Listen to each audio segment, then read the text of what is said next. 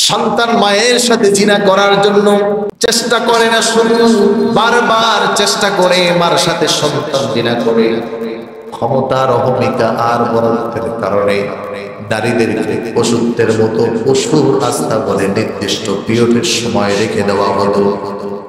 সমাজের মধ্যে ডাকাতি, রাহাজানি আর জুলুমের বিবিচারের মাত্রা এমন বেড়ে গিয়েছে, আল্লাহ রাব্বুল আলামিন ওইখানে আল্লাহর হাবিবকে পাঠিয়ে পৃথিবীর সকল মানুষদেরকে জানালেন, শুনো, আমি আল্লাহ রাব্বুল আলামিন তোমাদের কাছে এই নিয়ামত পাঠালাম।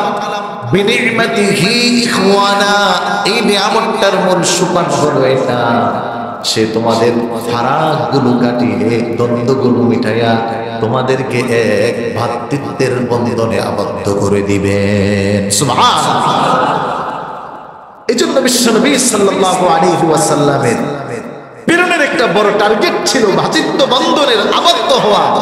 আর ইসলাম এটাকে এতটা প্রায়োরিটি দিয়েছে, যদিও বা সে নন মুসলিম হয়, যদিও বা সে ওল্ড টেস্টামেন্ট, নিউ টেস্টামেন্ট অথবা মহাভারত, রামায়ণ, গীতা থেকে শুরু করে নানা বর্ণের, নানা ধর্মের, নানা বিশ্বাসের, নানা মতের হয়, তবে মুসলমান তোমাদের কাজ হলো তোমরা যেন ভ্রাতৃত্বটাকে নষ্ট না করে দাও। কারণ কি, জেনে রাখিও, যদি ভ্রাতৃত্ব বন্ধনটা নষ্ট হয় তখন সমাজটা চলার অনুপযোগী হয়ে যায়। মাত্র 2-1 দিন প্রশাসন ছিল না, এতে সারা দেশের করুণ পরিণতি, করুণ চিত্র ভেসে এসেছে। কারণ কি, কারণ তার মাঝে ওই ভ্রাতৃত্ব বন্ধনের মোহাব্বত গুণ নাই। সে আরেক ভাইয়ের সম্পদ লুণ্ঠন করতে দৌড় দিতেছে, রাত্রে বেলা ক্ষমতার পালা বদলের কারণে 5 তলা, 10 তলা, 20 তলা অ্যাপার্টমেন্ট দখল করার জন্য যাচ্ছে। ওর মনে নাই ওইটা, যে ওইটা তো আমার আরেক ভাইয়ের ছিল। আল্লাহর হাবিব বিশ্বনবী সাল্লাল্লাহু আলাইহি ওয়াসাল্লাম মক্কার প্রান্তরে আগমন করলেন। 40 বছর নয়, শুধু 40,000 বছরের ইতিহাস, তার চেয়েও বেশি ইতিহাস বিশ্বনবীর হাত ধরে মিটে গেল। আউস এবং খাজরাজ গোত্রের মধ্যে 40 বছর ধরে যুদ্ধ লেগেছে। এই যুদ্ধের জের কোনোভাবেই সমাপ্ত হয় না। আল্লাহর হাবিব সাল্লাল্লাহু আলাইহি ওয়াসাল্লাম দিনের এমন সমীয় সুপান তাদেরকে শোনালেন আর জানালেন, বিশ্বাস করালেন। মুহূর্তের মাঝে 40 বছরের দ্বন্দ্ব আর শত্রুতা বলে ভাইয়ে ভাইয়ে মিল হয়েছে। এই ছিল ইসলামের ভ্রাতৃত্বের মূল সুপান। এজন্য সম্মানিত প্রিয় ভাইরা আমার, আল্লাহ রাব্বুল আলামিন কোরআন কারীমে সূরা নিসার মধ্যে সব মানুষকে ইন্ডিকেট করছেন, খিতাবুল ইনসান, মানুষকে জানাচ্ছেন, শুনে রাখো, তোমাদের একটা কেন্দ্রবিন্দু ছিল। আজকে কেউ রহিম, কেউ সাদা, কেউ ধলা, কেউ বা উঁচু, কেউ বা নিচু, কেউ বা রাজা, কেউ বা প্রজা, কেউ বা বড়লোক, কেউ বা গরিব। এই ভ্রাতৃত্ব বন্ধনের আবদ্ধতা এক হয়ে যাবে যখন তোমরা তোমাদের পূর্বের কথাটা স্মরণ রাখবে। জেনে রাখো, ইয়া আইয়ুহান নাসু তাকু রাব্বাকুমুল্লাযী খালাকাকুম মিন নাফসিন ওয়াহিদা। আল্লাহ তাআলা বলছেন, শোনো, আমি তোমাদেরকে রাব্বাকুমুল্লাযী খালাকাকুম মিন নাফসিন ওয়াহিদা, যা আছে পৃথিবীতে মানুষ, এই সব মানুষ আমি মিন নাফসিন ওয়াহিদা, একটি মাত্র প্রাণ, একটি মাত্র প্রাণ থেকে আমি আল্লাহ তাআলা সকলকে বানাইছি। এই দৃষ্টিকোণ থেকে পৃথিবীর সব মানুষ একে অপরের ভাই। কোরআন ইন্ডিকেট করছে, ভুলে যেও না এটা। বিভাজনগুলো কোথায় থেকে এসেছে আমরা পর্যায়ক্রমে আলোচনায় ভুগছি। কোরআন বলছে, মিন নাফসিন ওয়াহিদা ওয়া খালাকা মিনহা যাওজাহা ওয়া বাসসা মিনহুমা রিজালান কাসীরা। আর ওই এক নফস থেকে আমি তার স্ত্রীকেও বানিয়েছি, এবং অনেক মানুষ, অনেক পুরুষ, অনেক স্ত্রী, তথা দ্যাট মিনস হলো পৃথিবীতে যত মেল আর ফিমেল আছে, যত সাদা, কালো, ধলা, উঁচু নিচু যত মানুষ আছে, এই সব মানুষ একজন থেকে তৈরি। তিনি হলেন হযরতে আদম আলাইহিস সালাতু ওয়াস সালাম। আমার প্রিয় ভাইরা, আমার বন্ধুরা, আল্লাহ রাব্বুল আলামিন সূরা নিসায়ের প্রথম আয়াতে আমাদেরকে এই তথ্য দিলেন। এই আয়াত শুধু মুসলমানের জন্য নয়, যারা ইহুদি, যারা নাসারা, যারা খ্রিস্টান, যারা অন্য ধর্মে বিশ্বাসী, যারা ইসলামটাকে গ্রহণ করতে পারে নাই, এক আল্লাহ তাআলার তাওহীদকে রিসিভ করতে পারে নাই, এই প্রত্যেকের কাছে আল্লাহ তাআলার এই দাওয়াত যদি পারো তাহলে তার ডিনাই করো, কিন্তু কিয়ামত হওয়া সম্ভব কোন মানুষের পক্ষে এটাকে না মানা সম্ভব না। মিন নাফসিন ওয়াহিদ, সব আদম থেকে। সম্মানিত প্রিয় ভাইরা আমার, এজন্য বিশ্বনবীর জবান থেকে আল্লাহর হাবিব পবিত্র জবান দিয়ে জানিয়ে দেয়, শোনো আমার উম্মতেরা, কুল্লু মাউলুদুন ইউলাদু আলাল ফিতর ফাআবাওয়াহু ইউহাউবিদানি আও ইউনাসসিরানি আও ইউমাজ্জিসান। শুনে রাখো, প্রত্যেকটা সন্তান তার মার গর্ভ থেকে জন্মগ্রহণ করে আলাল ফিতর, ফিতরুল ইসলাম, ফিতরুদ দ্বীন, ফিতরুত তাওহীদ। সব সন্তান তার মার গর্ভ থেকে যখন পৃথিবীতে আসে তখন তার মূল ফিতরাত যেটা থাকে, ওই ফিতরাতটা হলো ভ্রাতৃত্বের বন্ধনের মূল চাবিকাঠি, আর সেটা হলো দ্বীন, ধর্ম, তাওহীদ, ইসলাম। কিন্তু সন্তানটা যখন একটু বড় হয়, কথা বলতে শিখে, কথা বলার আগ পর্যন্ত আপনি যদি সিমিলারিটি খোঁজেন তাহলে মুসলমানের সন্তানও যেমন ওয়া বলে, হিন্দুর ঘরের সন্তানও কি বলে। কিন্তু আস্তে আস্তে যখন কথা বলা শিখে যায় তখন এই সন্তানকে তার বাবা মা পৃথিবীর কর্মকাণ্ড শিখায়। রাসূল বলেন, ফাআবাওয়াহু ইউহাউবিদান। যারা মুসলমান আমরা আমাদের সন্তানদেরকে শিখাই আল্লাহ, আমরা আমাদের সন্তানদেরকে শিখাই লা ইলাহা ইল্লাল্লাহ, আমরা আমাদের সন্তানদেরকে শিখাই মুহাম্মাদুর রাসূলুল্লাহ, আর ওরা ওদের সন্তানদের শিখায় রাম, আল্লাহর নাম শিখায়। রাসূল বলেন, ফাআবাওয়াহু ইউহাউবিদান। সে নিজে তার সন্তানকে ইহুদি বানায়। জন্মগতভাবে সে ইহুদি ছিল না, বিভাজন তার মধ্যে জন্মগতভাবে ছিল না।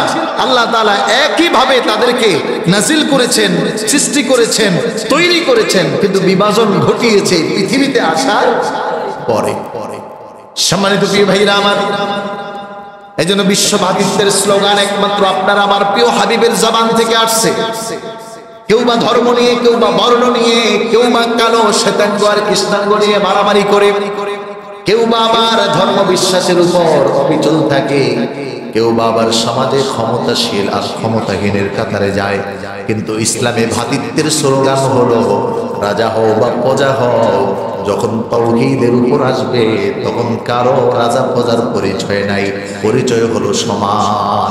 নামাজের কাতারে দাঁড়িয়েছে কে প্রধানমন্ত্রী আর কে রিস্কাওয়ালা, তার সিকিউরিটি দেওয়ার কোনো সুযোগ। এজন্য আগে যায় নামাজ বিছিয়ে রাখা হারাম, নিষেধ।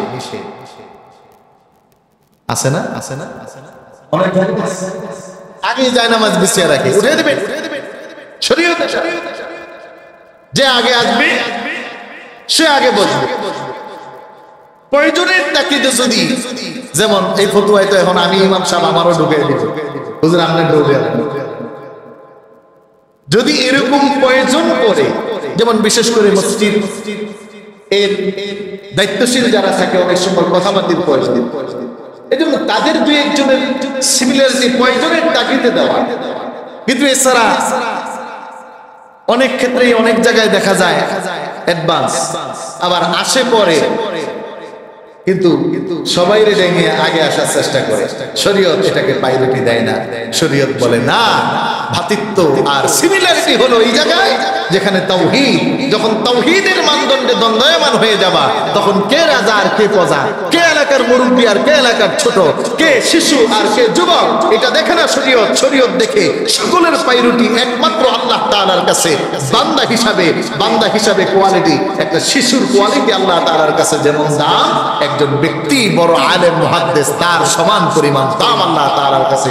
অনেক ক্ষেত্রে বান্দা হিসাবে ওই বড়র চেয়ে ছোটর দাম আল্লাহর কাছে অনেক সময় বেড়েও যায়। কথা বলে ঠিক কি? এজন্য প্রিয় ভাইরা আমার, শরীয়ত আপনাকে শিখায়, ভালো করে খেয়াল করুন যে এই পৃথিবীতে ভ্রাতৃত্ব বন্ধনের স্লোগান দিয়েছে ইসলাম। ভ্রাতৃত্ব বন্ধনের প্রচার প্রচারণা করেছে বিশ্বনবীর জবানের বাণী আর বিশ্বনবীর তথ্য আর গবেষণা। এজন্য পৃথিবীর যত মানুষগুলো নবীর আদর্শ নিতে যায়, বড় বড় কাট্টা কাফের গুলো নবীর আদর্শ দেখে, রাসূলুল্লাহর আদর্শ দেখে সব ভুলে যায়। কালো হযরতে বেলাল, আরে মুয়াজ্জিনের কোয়ালিটিও নাই। রাসূল সাল্লাল্লাহু আলাইহি ওয়াসাল্লাম যখন হযরতে বেলালকে মদিনাল মুনাওয়ারায় দুইজন মুয়াজ্জিন ছিলেন। মক্কায় একজন নিযুক্ত করেছিলেন রাসূল, মদিনায় একজন নিযুক্ত করেছিলেন। কিন্তু হযরতে বেলালের কোয়ালিটির মান ছিল না যে তিনি খুব ভালো বংশের, খুব ভালো সুন্দর অথবা খুব মেধাবী, এরকম নয়। কিন্তু তার কোয়ালিটির মানদণ্ড ছিল বান্দা হিসাবে তাওহীদের কাছে। একদিন আজান দেয় নাই, মদিনায় সূর্য উঠে জিবরাইল পর্যন্ত চলে আসছে। এজন্য প্রিয় ভাইরা আমার, ভাতৃত্বের স্লোগান আমাদের কাছে নিতে হবে।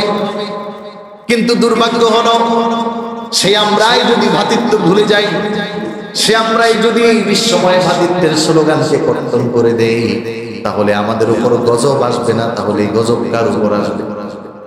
বলে না এত দোয়া করি কাজ হয় না, কেমন হবে?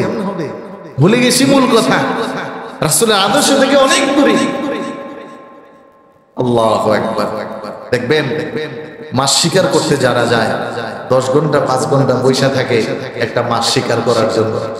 লেজ দেখা গেলে মারে না, কয় যদি ছুটে যায়, নিশানা যদি ফেল হয়ে যায় 5 ঘন্টা পরে মারে যেন নিশানা ফেল না হয়।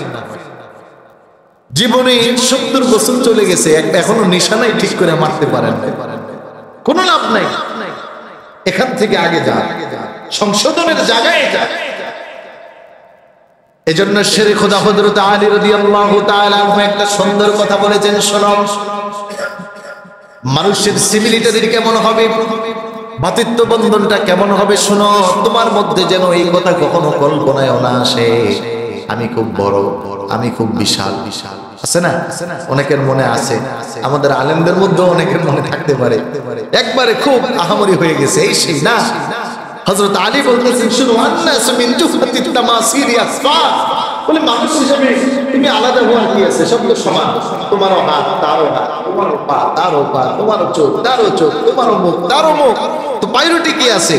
আরো যদি মিলাও, তা আবুহুম আদামু ওয়া উম্মুহা হাওয়া, তা আদম আর হাওয়া থেকেই তো তুমি আর আমি আসছি, সবাই তো আদম থেকেই আসছি। তাহলে তোমার আর আলাদা পাইরুটি কি? তোমার পাইরুটি আলাদা নয়, বরং তোমার পাইরুটি যদি তুমি নিতে চাও তাহলে অন্য জায়গায়, সেটা হলো তাকওয়া। সুবহানাল্লাহ বলবেন। সেটা কি বলেন? সেটা হলো কি? তাকওয়া। তাকওয়া। এজন্য আল্লাহর হাবিব, সামনে আমরা হাদিস শোনাবো, হ্যাঁ, বলেছেন যে তোমাদের আলাদা কোনো পাইরুটি নাই। একজন মানুষ হিসাবে আমি মুহাম্মদ সাল্লাল্লাহু আলাইহি ওয়াসাল্লাম আর তুমি সিমিলারিটি ছিলাম, কিন্তু আল্লাহ তাআলার কাছে আমি আল্লাহ তাআলাকে বেশি ভয় করি। তাকওয়া।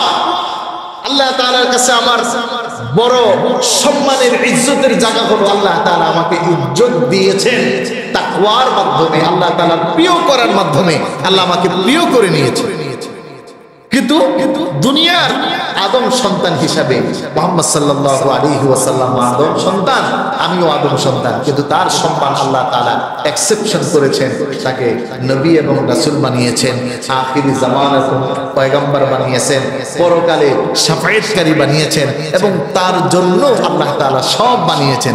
কিন্তু যদি সিমিলারিটি খুঁজি তাহলে আদমের সন্তান মুহাম্মদ সাল্লাল্লাহু আলাইহি ওয়াসাল্লাম, এটাকে ডিনাই করার কোনো সুযোগ নাই।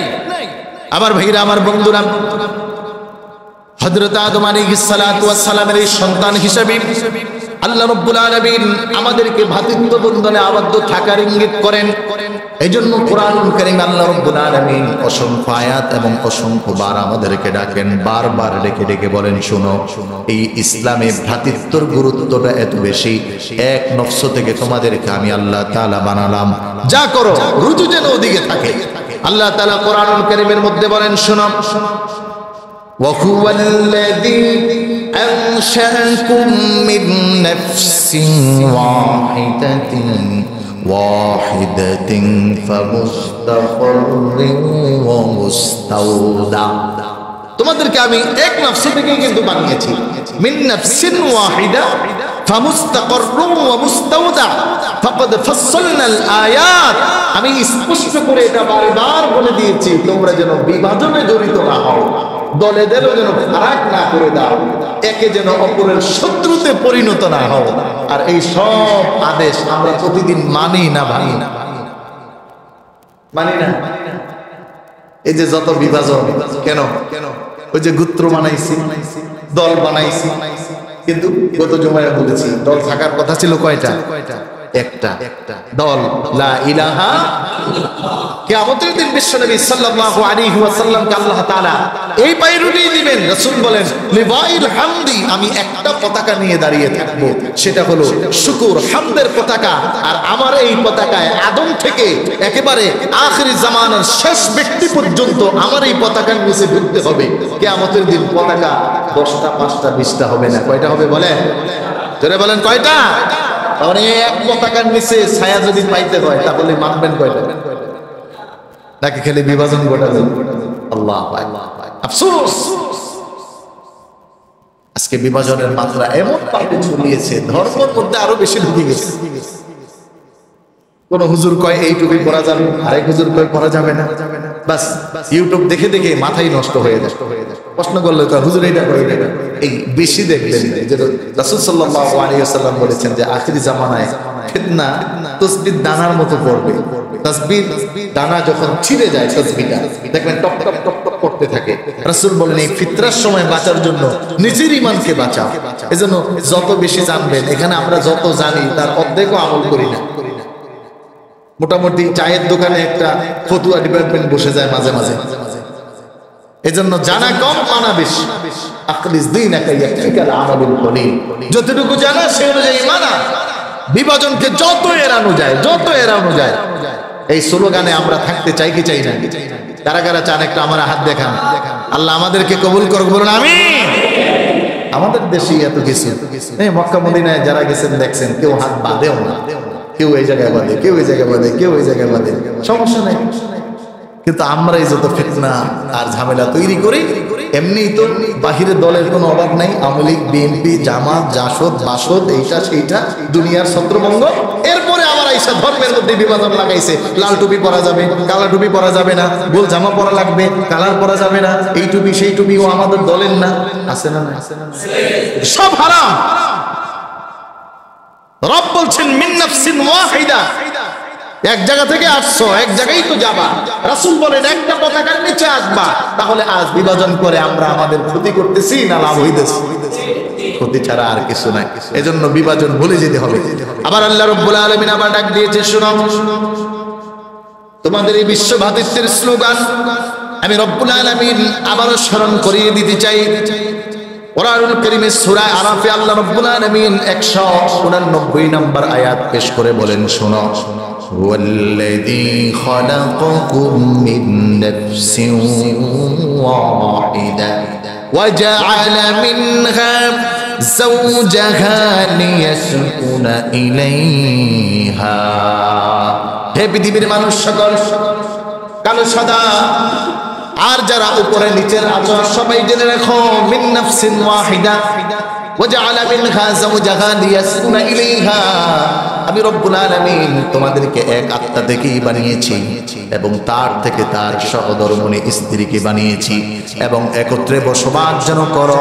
ফালাম্মা তাগাশশাহা হামালাত হামলান খাফীফা فمرت به فلما أثقلت دعوا الله ربهما لئن آتيتنا صالحا لنكونن من الشاكرين। আল্লাহ রাব্বুল আলামিন জানায়, শোনো তোমাদেরকে এই জায়গায় একটা শিক্ষাও আমি আল্লাহ তাআলা দিতে চাই।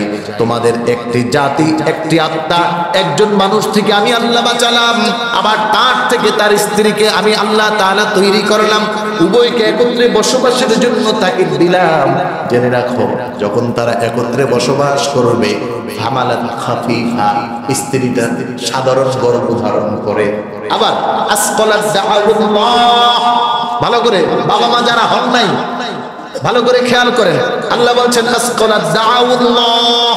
যখন তোমাদের এই গর্ভটা একটু ভারী হয়ে যায় তখন তোমাদের একটা দায়িত্ব আছে, এই ভ্রাতৃত্ব রক্ষা করার জন্য, ভ্রাতৃত্বকে প্রতিষ্ঠা করার জন্য, ভ্রাতৃত্বকে আরো ইনক্রেজ প্রচার প্রসারের জন্য ওই মানুষটা একটা কাজ করতে হবে। দাআউল্লাহ রাব্বাহুমা লাইন আতাইতানা লানাকুনান্না মিনাশ শাকিরিন। আল্লাহ রাব্বুল আলামিন বলতেছে ওই দম্পতি যেন আল্লাহ তাআলার কাছে দোয়া করে, ও আল্লাহ, আল্লাহ গো আমাকে যে সম্পদ আপনি দিবেন, নিয়ামত যেটা দিবেন, এটা যেন আমাকে শাকিরিনের অন্তর্ভুক্ত একটা ভালো নিয়ামত দেন। সুবহানাল্লাহ। বাবা মার তো খবরই থাকে না ওই সময়, পেরেশান, যার কারণে প্রোডাকশন খারাপ হয়ে যেতেছে। প্রোডাকশন খারাপ যখন হয় তখন আপনি যত চেষ্টা করেন ভালো হওয়ার কোনো সুযোগ নেই। এজন্য ওই জায়গাটাকেও সংশোধন করা। এই আয়াত প্রমাণ করে যে ভ্রাতৃত্ব বন্ধনের একটা বড় সোর্স সেটা, যদি এটা না করা যায় তাহলে ভালো হয় না। আমার ভাইরা, আমার বন্ধুরা, অনেক তাফসীর, এখানে সময় সংক্ষেপ আল্লাহ তাআলা আবার ডাক দিচ্ছেন সুমায় জুমার। বিশ্ব ভ্রাতৃত্বের কলেবরটা কত বড় করতে হবে আল্লাহ রাব্বুল আলামিন জানায়, শোনো, খালাকাকুম মিন নাফসিন ওয়াহিদা ওয়া জাআলা মিনহা যাওজাহা ওয়া আনসালা লাকুম মিনাল আনআম।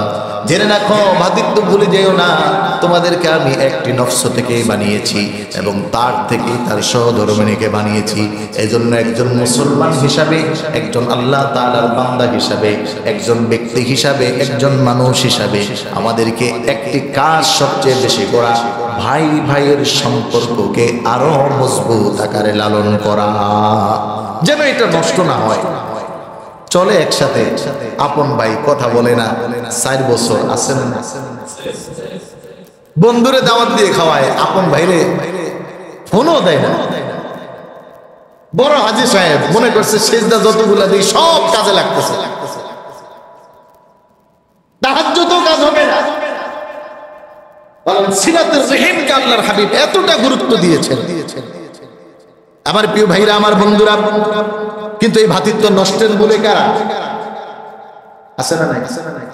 কোরআন এই জায়গাকেও বাদ দেয় নাই। সুবহানাল্লাহ বলবেন না? কি আপনাদের ঘুম আসতেছে? কারা কারা ঘুমান হাত জাগান। আল্লাহু আকবার। না, মসজিদে আসতে তো এমনি ঘুম আসে, আরো যদি ওয়াজ বেশি মজার হয় তাহলে আরো বেশি ঘুম আসে। আর কোরআনের আয়াত হলে শয়তান তো আরেকটু ঘুমে, কিন্তু এই জায়গায় শয়তানের কাজের চেয়ে রহমত বেশি হয়। সুবহানাল্লাহ, আল্লাহু আকবার। রহমতের ঠেলায় ঘুম আসে, এইজন্য মসজিদে আসবেন বেশি। যাদের ঘুম কম হয়, ঘুমের টেবিলে খায়, ঘুমায় না, বুঝে কি করবো, ও মসজিদে বেশি বেশি আসলে ঘুমের প্র্যাকটিস হয়ে যাবে ইনশাআল্লাহ। কারণ রহম সবসময় নাজিলই হতে যায়। এই যে বিশ্ব ভ্রাতৃত্বকে ব্রেক করলো কারা, এদের ব্যাপারে আমাদের জানা দরকার। প্রতিদিন আমরা দোয়া করি কোরআনে, গায়রিল মাগদুবি আলাইহিম ওয়ালাদ-দাল্লিন, গায়রিল মাগদুবি আলাইহিম ওয়ালাদ-দাল্লিন, গায়রিল মাগদুবি আলাইহিম ওয়ালাদ-দাল্লিন। প্রতিদিন বলি, বিরুদ্ধে দোয়া করলাম, তার লগে যাই এই ব্যবসা করতেছে। কথা বুঝেন না? কোরআন বলছে, শোনো, এই ভ্রাতৃত্বের ব্রেকার কারা? যারা এই মুসলিম ভ্রাতৃত্বকে নষ্ট করেছে, যারা এই মদিনার সনদের মতো স্ট্রং সনদকে বরবাদ করেছে তথা নষ্ট করেছে। বিশ্বনবী মদিনায় যেই রাষ্ট্র পরিচালনা করেছিলেন, ইহুদি, নাসারা, বৌদ্ধ, খ্রিস্টান, মুসলমান সব এক ছিল। চুক্তি ছিল কেউ কাউকে তার বিরুদ্ধে শত্রুকে সহযোগিতা করবে না, একে অপরকে সহযোগিতা করব।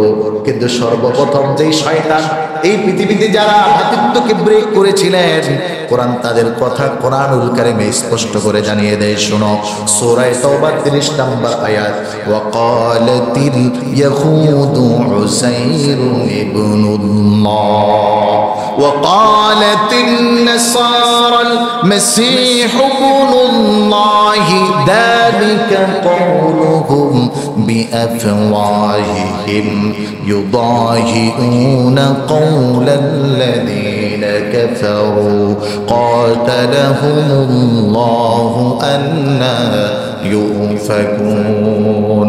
শুনে রাখো, ভ্রাতৃত্বের বলেছিল ইসলাম, ভ্রাতৃত্বের বলেছিল তাওহীদ, ধর্ম। কারণ দেখেন, পৃথিবীতে অন্য কোন ধর্মের মানুষ এক ইমাম দিয়ে লক্ষ লক্ষ মানুষ নামাজ পড়তে পারে? এজন্য একটা গবেষণায় এসেছে, একজন বিধর্মী গবেষক, সে বলে যে এটা কিভাবে সম্ভব? একজন ইমাম বলে আল্লাহু আকবার, বাকি লক্ষ নয় কোটি মানুষও যদি ইমামের পিছনে থাকে কি বলবে বলেন তো? কত বড় বড় রাষ্ট্রপ্রধানও যদি থাকে কি বলে? আল্লাহ। আইন প্রণেতা সবচেয়ে বড় বিচারপতি, সেও যদি ইমামের পিছনে থাকে কি বলে? আল্লাহ।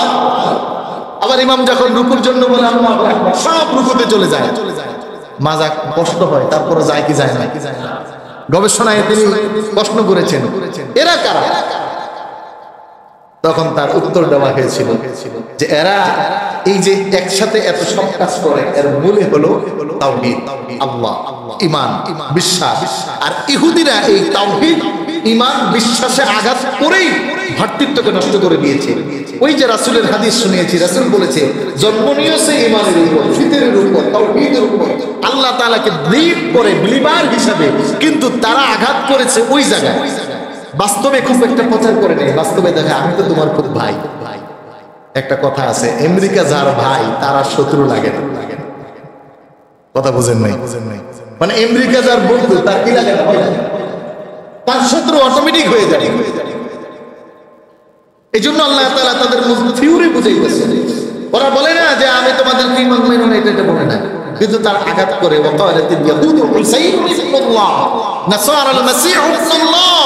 তারা তাওহীদকে ব্রেক করে শিরক সমাজে ঢুকাতে চায়। এই শিরক যখন ঢুকে তখন এই বিভাজন বেড়ে যায়। শিরক যখন ঢুকে তখন আর ভাই ভাইকে চিনে না।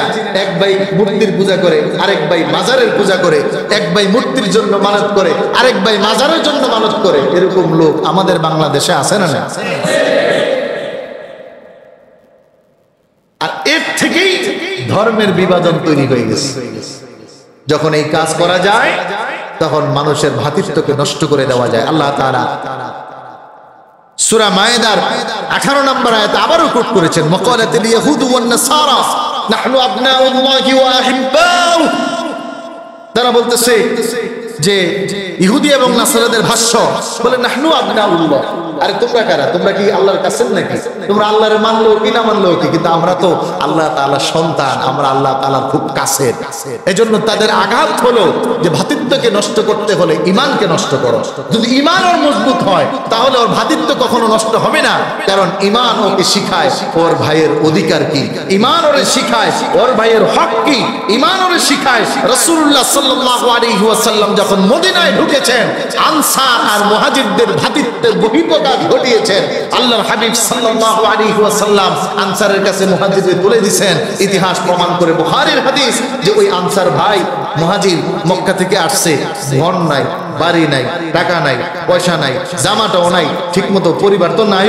ওই আনসার ভাই তাকে ঘরে নিয়ে বলতেছে, ভাই আমার আজ থেকে যত সম্পত্তি আছে সব সম্পত্তির অর্ধেক তোমার আর অর্ধেক আমার। আমার দুইটা স্ত্রী আছে, তোমার পছন্দ মতো যাকে পছন্দ হবে আমি তাকে তালাক দিব, তুমি তাকে বিবাহ করে নিবে। আমার বাগান আছে, আমার 5টা বাগানের 2.5টা তোমার আর 2.5টা আমার হবে। এই ভ্রাতৃত্ব শিখিয়েছে ইসলাম। তাহলে আঘাত করো ইসলামে। যদি ইসলাম ভুলিয়ে দেওয়া যায়, ইসলামে শিরক ঢুকিয়ে দেওয়া যায়, তাহলে ওর ভ্রাতৃত্ব নষ্ট হবে। ও এমনি এমনি ঝগড়া করবে। খুব কষ্ট হয়। গতকালকে রিপোর্ট যমুনা টেলিভিশন, গাড়িওয়ালারা কইতেছে গাবতলী থেকে পাটুরিয়া ঘাটে যাইতে 2800 টাকা লাগতো। কত টাকা? জোরে বলেন কত? এটা কিন্তু গাড়ির খরচ না।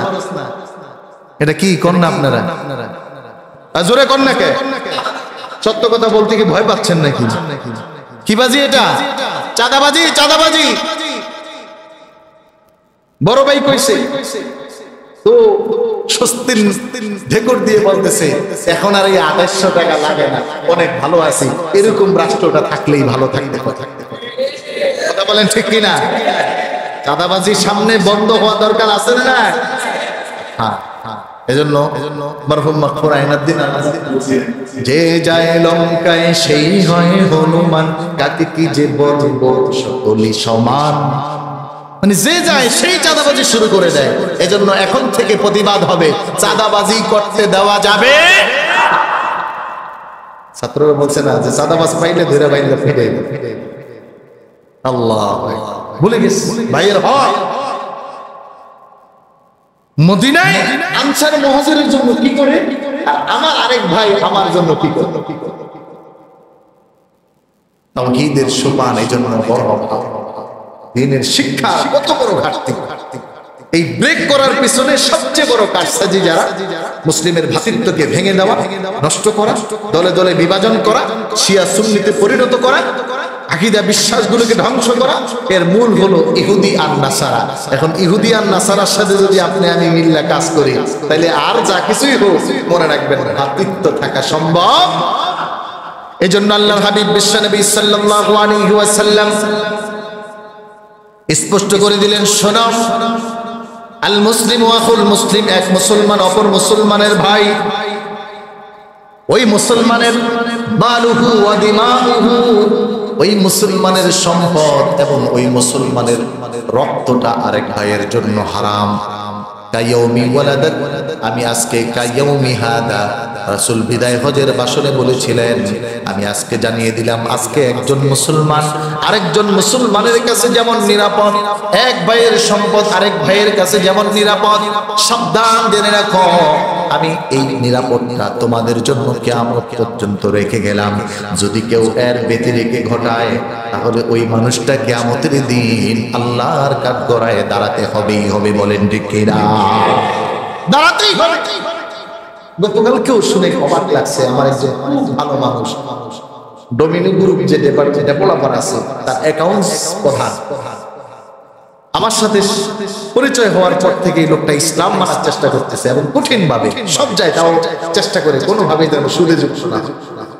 কালকে সন্ধ্যার পরে গিয়ে বললো, ভাই একটা জায়গা রাখছিলাম আমরা, এখন সেই জায়গা গতকালকে দখল করছে একদল যায়। খুব কষ্ট লাগে, আফসোসের কথা এটা। এই সব না থাকার কারণ বুঝি না।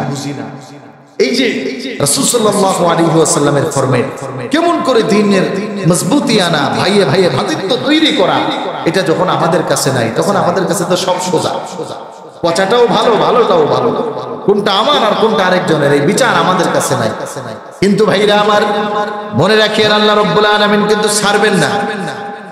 রাসূল সাল্লাল্লাহু আলাইহি ওয়াসাল্লাম ঘোষণা দিলেন, শুনো, ইয়া আইয়ুহান নাস, কিয়ামত পর্যন্ত সাহাবীদেরকে বললেন, আমার এই ঘোষণা শুনিয়ে দাও, যেন তারা আমার ঘোষণা শুনে। ইয়া আইয়ুহান নাস, ওহে সব মানুষ, কারণ আল্লাহ তাআলা সব মানুষের সৃষ্টিকারী, বিশ্বনবী সব মানুষের জন্য নবী।